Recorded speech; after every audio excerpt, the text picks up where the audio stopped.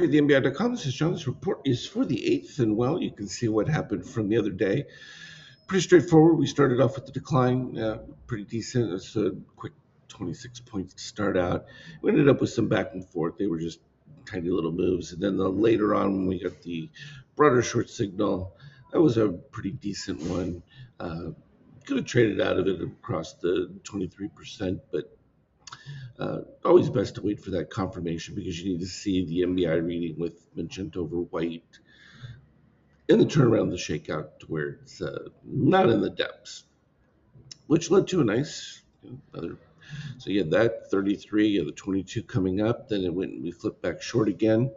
Um, Got to talk to the code on that one because they should have converted on the second orange dip there on the rising P2, which is the second higher DOC red. It's just the red DOC was so deep at that point. I think the criteria was that it was still under negative 13, and that's probably why it didn't make the flip. So I have to look at that one. But generally, anytime you get back over the 23% of the close, you can consider that the cover portion, even if you're not entering a long trade from that standpoint. I think it just preserves wins from that standpoint. But overall, that was pretty clean. But then you ended up with the war returning. And so things were looking decent and sort of faded off. And, they're recovering a bit right now. But we expected this. What's new about any of this? Nothing. We knew that as soon as the 4th of July was over and that there would be some time that we didn't know it would be this fast.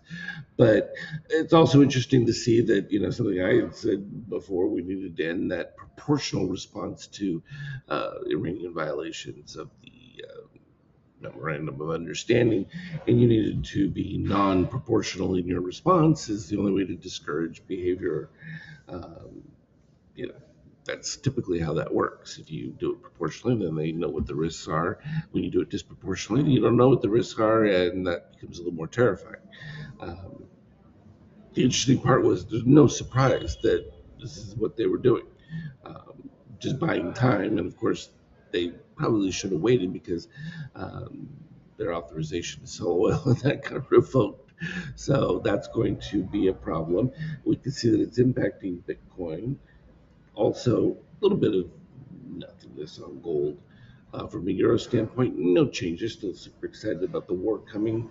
And there was from oil a nice pop up, and it's going to continue. And so the key is what range they've decided to keep it inside of to escalate, then de escalate to try and keep things in a range. And that's kind of what we've seen, since the peak prices, always doing something then that mitigates, then escalate, mitigate, escalate, and go back and forth. And um, yeah, fine. I'm sure they would hope that everything would go back to normal, but it's not going to be. And uh, volumes of that are still too low.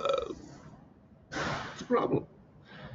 Throw that into the questioning of the AI trade and people continuing to do the math. And um, yeah, it's a whole lot like what mortgages looked like, where you've got all this massive investment into a thing that when you have to turn it into profit making after you burn through all of your investment monies, where's that come from?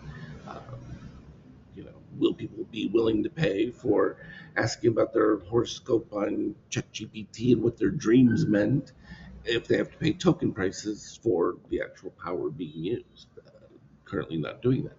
We did see the move though to the 50%, as expected when you have that breakdown below the 25 from an MBI magenta. We've talked about this. There's a clear short signal. Now you have MBI white leading. Um, you don't have support there. So that's a clear indication that will not hold. So you got to look to the S&P as your savior. Will it? Well, it was right at the 33, faded back below, still above the 25 with the magenta holding fairly decent there. But this was that spread that we talked about that was going to build, where cyan breaks above green in a dramatic move, orange moves higher. Everything I spelled out very clean. So you can see the dynamic before it took place as we narrowed and then the rejection. And that gives you a clear sign well, locally at least, where the trend is headed, and it went exactly in that spot. So that's long and short of it. I'm heading to the beach in a few minutes, so I will be out for most of the day. But anyway, have a good one. Trade well. Talk to you later.